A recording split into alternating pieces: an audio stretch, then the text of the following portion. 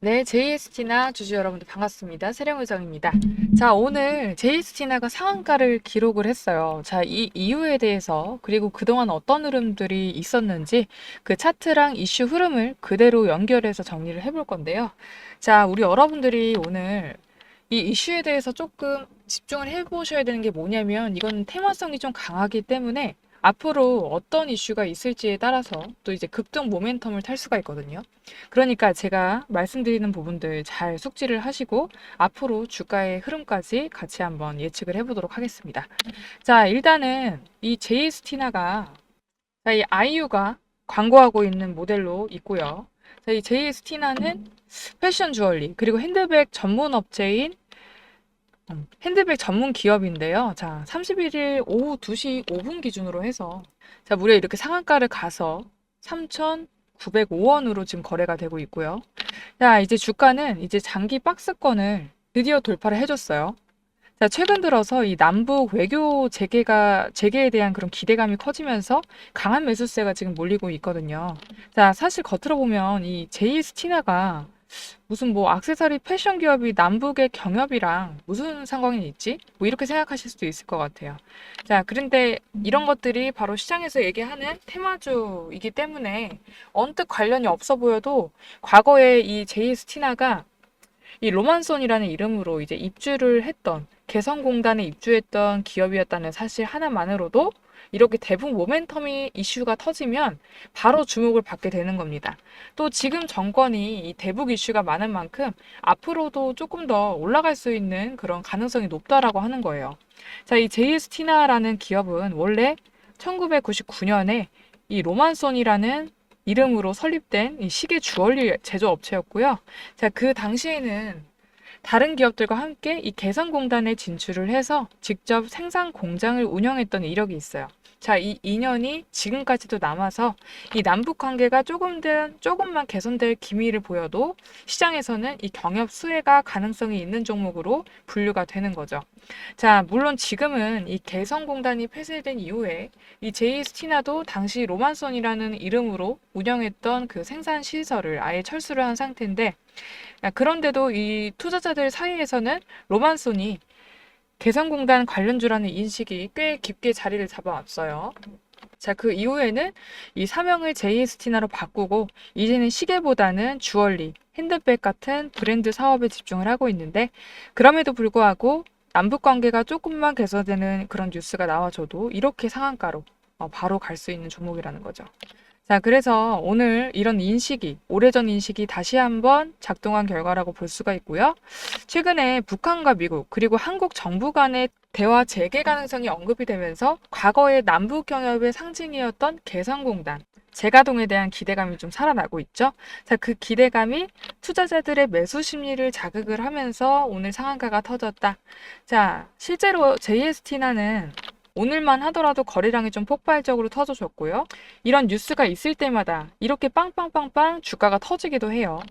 자, 그만큼 이 종목이 이 정책이나 외교 관련된 이슈 뉴스에 아주 민감하게 반응을 하는데 증권가의 관계자들도 이런 점에 대해 명확히 경고를 하고 있어요. 자, 어떤 내용이냐면 그냥 뭐 늘 말했듯이 경협주 같은 경우는 남북 관계라는 외부 변수에도 극도로 민감하게 반응을 하기 때문에 긍정적인 소식에 이렇게 급등을 하더라고 하더라도 부정적인 소식이 나오면 언제든지 폭락을 할 수 있다.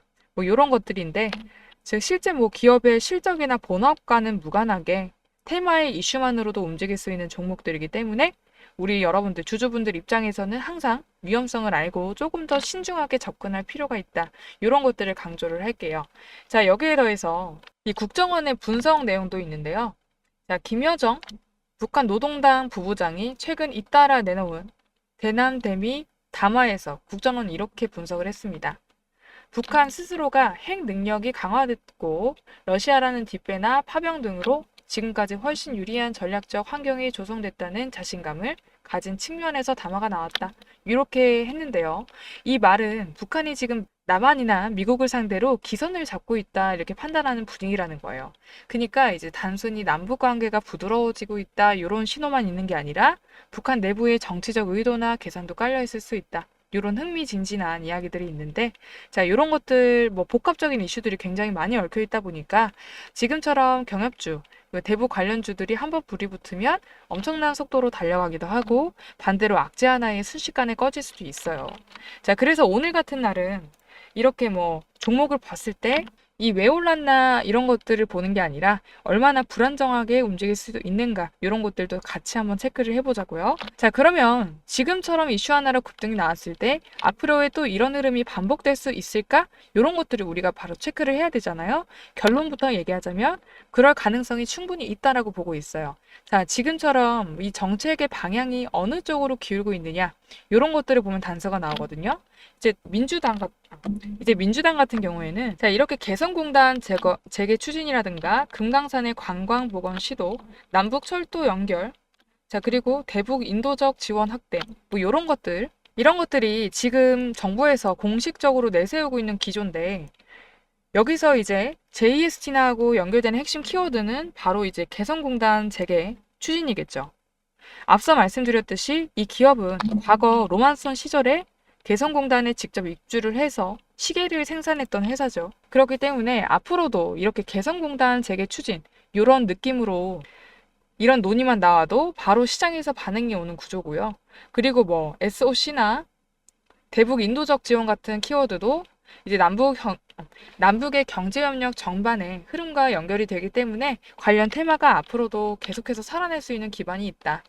자, 그래서 이렇게 오늘의 급등 같은 경우는 그냥 뉴스 하나에 그친 게 아니라 아까 말씀드렸던 정책의 기조들, 이런 것들이 시장에 잠복된 기대감으로 계속 깔려 있다가 한 번씩 쭉쭉쭉 터질 때마다 이렇게 상한가를 갈 수도 있다.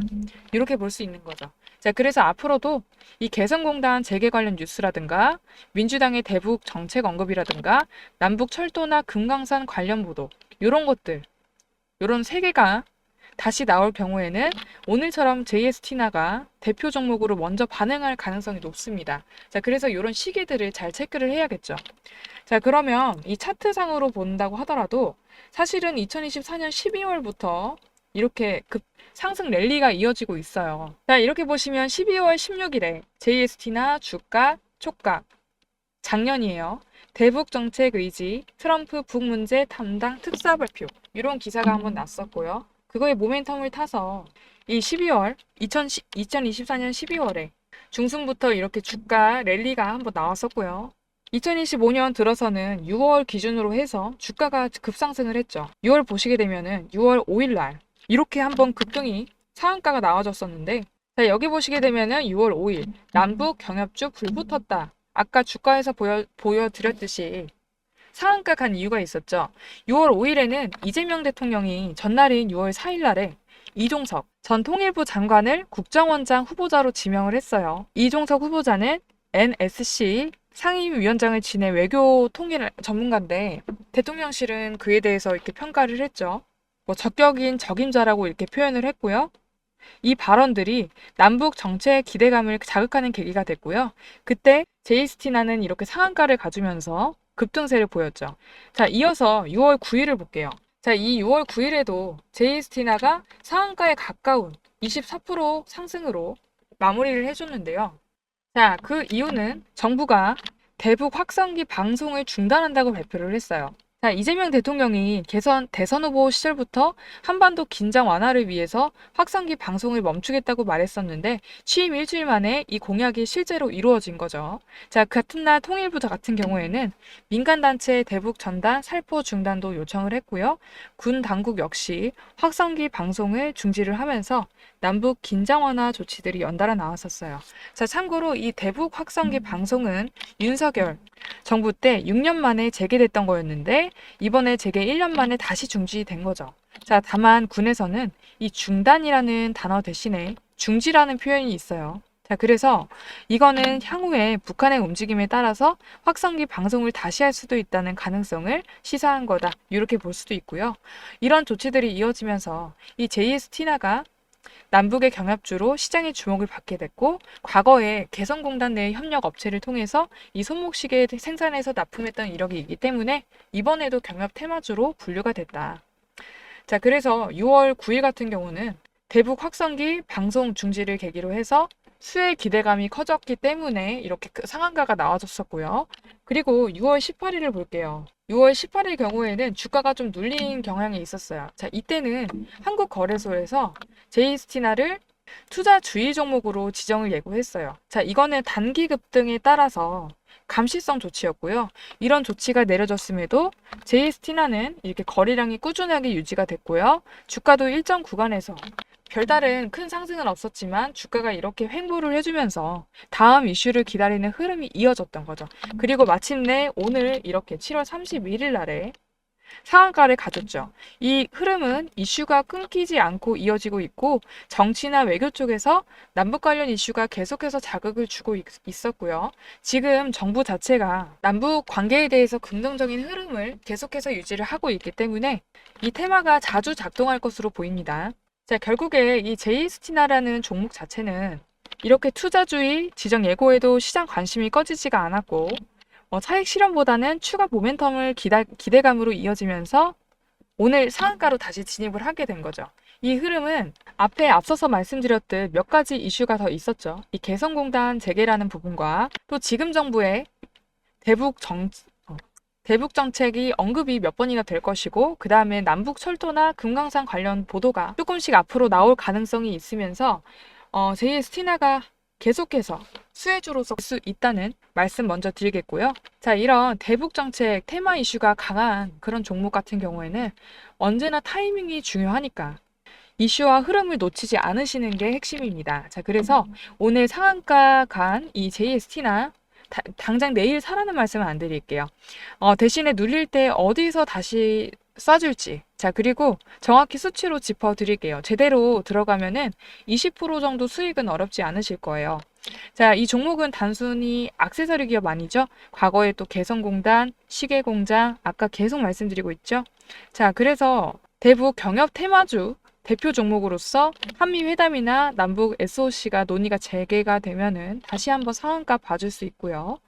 자, 게다가 이제 정책주 같은 경우는 한 번으로 절대 끝나지 않죠. 오늘은 JST나지만 내일은 또 다른 종목이 있을 수 있어요. 자, 그래서 이 종목 같은 경우는 이 세력들의 매집이 끝나지 않았습니다. 거래량만 봐도 내일 또 다시 한번 좋은 흐름 나와줄 수 있거든요. 제가 늘 말씀드렸다시피 이 상한가 종목은 다음날 이 시가가 어디서부터 시작하는지 그리고 장 시작하고 30분 이게 굉장히 중요하기 때문에 이 매수매도 타점을 우리 여러분들께서 아시는 게 굉장히 중요하겠죠.